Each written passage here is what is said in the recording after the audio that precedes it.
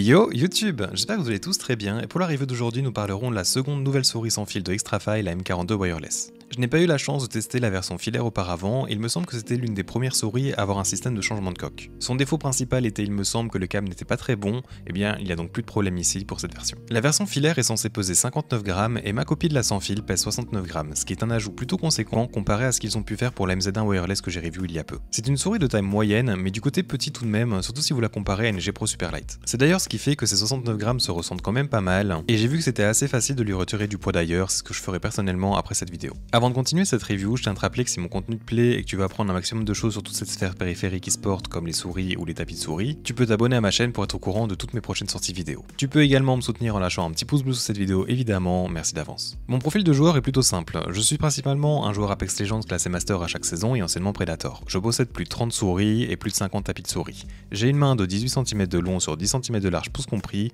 et mon style de grip est un clon en pince voire un relax fingertip selon la souris. Parlons d'ailleurs maintenant de cette souris. Elle arrive dans un emballage similaire à la MZ1 Wireless, contenant donc le même câble USB-C, l'extender USB et son récepteur. Encore une fois ici, pas de précision du modèle sur ce récepteur, je l'ai donc écrit au feutre pour ne pas confondre avec mes autres Xtrfy Wireless. Vous obtenez également dans cette boîte un deuxième set de patins, avec également le patin central si vous souhaitez l'ajouter car il n'est pas mis de base. Les dernières choses dans l'emballage sont la deuxième coque ainsi que le tournevis pour la remplacer, également deux touches de clavier en ABS comme fourni pour chaque souris Xtrfy sauf la MZ1 apparemment. Ces souris Xtrfy partagent donc des similitudes. En premier lieu, nous avons des alternatives de couleurs pour les clics principaux et la coque arrière. Cela est disponible sur le site officiel de Xtrfy en choisissant la fonction de customisation sur ce dernier. Nous avons aussi le fait que tous les paramètres de la souris se règlent sans logiciel, c'est-à-dire à l'aide de combinaisons de touches, et cela pour par exemple bouger ses valeurs de base qui sont de 800 dpi, 1000 Hz de polling rate, 1 mm de LOD et 4 ms de debounce time. Comme pour la MZ1 Wireless, je vous déconseille de descendre sous ces 4 ms pour éviter des problèmes de double clic ou autres soucis de switch. Ensuite, il y a le changement d'équilibre du poids de la souris, à l'aide de deux vis placées sous la souris qui contrôlent le chariot où est placée la batterie. Vous pouvez donc ressentir une différence là où vous placez les vis en fait, mais personnellement pour ce modèle, je les ai laissés à sa position de base et je ne trouve pas cela très utile au Game Changer. Et finalement, vous avez la possibilité de changer la coque arrière de la souris en dévissant 3 vis. Et personnellement, je n'ai même pas remis les vis car je trouve que la coque tient très bien. Sur la MZ1, il n'en avait qu'une à mettre par exemple, et le changement se fait facile et rapidement. Et cela n'entache donc pas la solidité de la souris. En parlant de cette solidité d'ailleurs, la souris est vraiment très solide et n'émet quasiment presque pas de craquement, ce qui est normalement le cas chez des souris avec autant de trous. Cela justifie donc certainement une partie de son poids, et aucune chance que quelque chose se plie lors de mes tests de pression. Elle a donc un bon feeling de robustesse, mais le plastique utilisé n'est pas vraiment des meilleurs, et il me semble que Xtrfy utilise le plus de plastique recyclé que possible pour leurs souris, ce qui pourrait l'expliquer. Ce plastique en lui-même est juste lisse, et du coup n'agrippe pas vraiment sur vos doigts. Ça ressemble un peu au plastique des souris Ponage ou autres OEM dans ce genre si vous voulez une comparaison. C'est aussi identique à la M4 Wireless et j'imagine donc leur autre souris filière que je ne possède pas. Il est donc plutôt glissant comme je disais un peu plus tôt et cette souris est également remplie de trous. Et c'est pour cela que vous avez la possibilité d'acheter en complément des grips faits en collaboration avec Lizardskin. C'est ce que j'avais mis d'ailleurs à la base, mais je les trouve plutôt rigides et moins confortables que ceux que j'avais pu utiliser pour ma Viper Mini notamment. Je ne sais pas si c'est dû au fait qu'ils soient noirs ou si c'est une demande de Xtrfy, mais je les ai donc utilisés que 2 jours et j'attendrai mettre des corps pads soft uniquement pour les côtés du coup. J'ai donc utilisé la souris telle quelle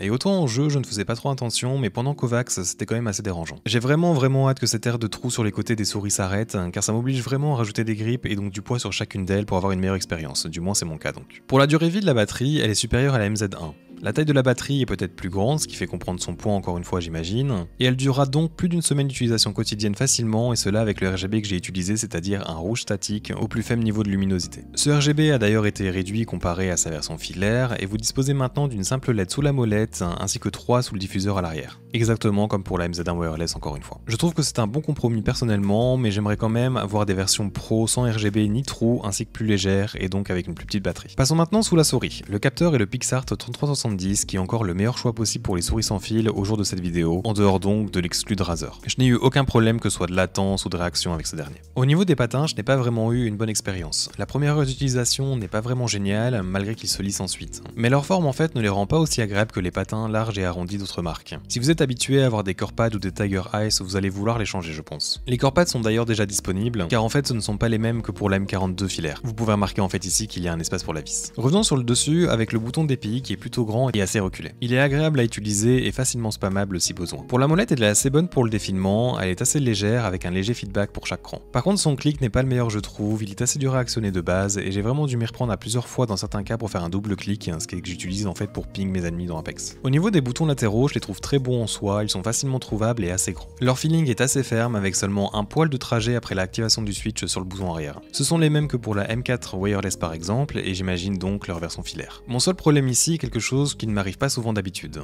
En fait, je les trouve un peu trop placés à l'avant et mon pouce se place en fait sous le bouton arrière au lieu d'au milieu des deux pour d'autres souris. C'est un problème mineur cependant, il m'a juste fallu un peu de temps d'adaptation. Dernière petite note à savoir à leur propos, si vous utilisez des grips comme les Lizard Skin vendus avec cette souris, les boutons latéraux ne seront peut-être pas aussi facilement utilisables, vu qu'ils ne ressortent pas non plus des masses de la coque. Je vous conseille donc plutôt de partir sur des corepads soft qui offrent en fait des grips sur les boutons également, ou juste découper la forme de ces boutons sur d'autres grips si vous en avez. Finissons les différentes features de la souris avec ses clics principaux. Les switches utilisés sont les très bons KLGM 8.0, mais encore une fois ici, avec toutes les souris Xtrfy que je possède, je ne peux pas utiliser les 0 ms de Debounce Time, sous peine en fait d'avoir des clics non enregistrés ou des doubles clics. Une fois cette valeur augmentée à 4, je n'ai plus de problème. Le clic en lui-même est très bon, pas aussi bien implémenté qu'une MZ1 par exemple, mais ils sont plutôt légers et spammables. Il y a aussi une légère courbe dans le plastique, ce qui est vraiment bien je trouve. Sur ma copie, je n'ai que très peu de trajets avant ou après l'activation du switch, mais vous en aurez peut-être plus si vous commencez à enlever les clics souvent pour par exemple mettre une coque d'une autre couleur ou autre. J'avais le coup sur ma M4, donc personnellement j'y touche plus trop. Je vais vous mettre maintenant un rapide sound test de ces différents clics.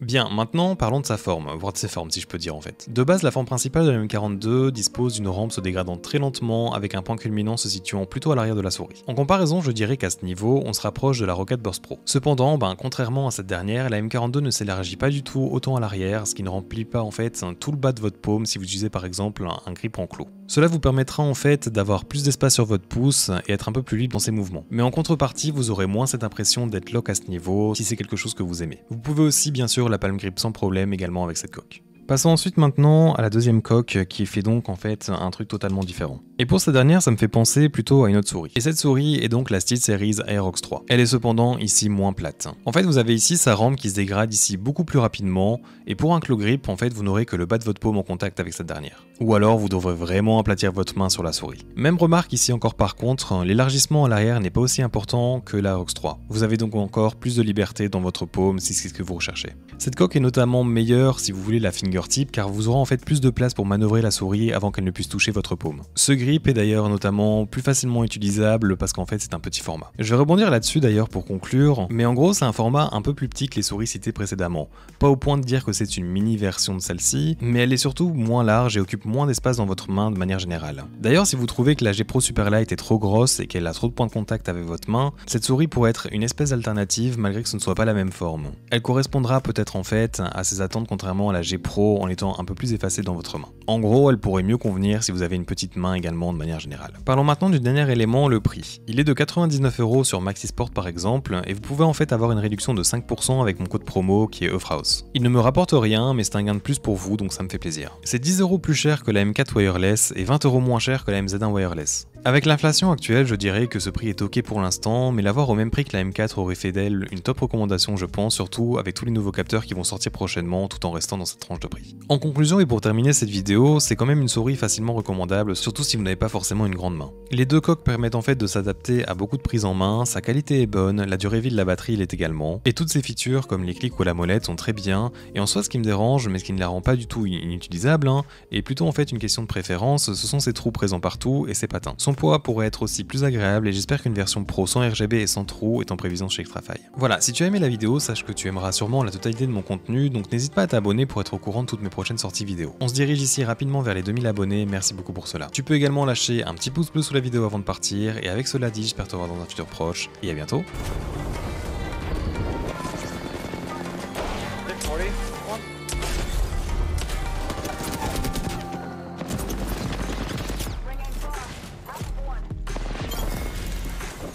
Spot there?